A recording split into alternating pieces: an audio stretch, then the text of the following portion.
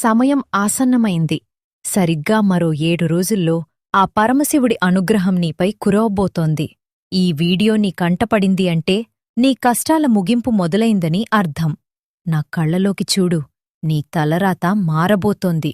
రాబోయే మహాశివరాత్రి కేవలం పండుగ మాత్రమే కాదు, నీలోని చీకటిని తరిమికొట్టి వెలుగును నింపుకునే మహాపర్వదినం. నువ్వు పడుతున్న ఈ మానసిక క్షోభ, ఆర్థిక ఇబ్బందులు, వీటన్నిటికీ ఆ మహాదేవుడు చరమగీతం పాడబోతున్నాడు.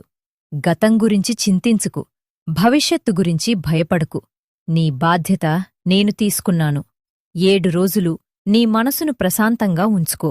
నాతో ఎవరూ లేరు అని బాధపడకు.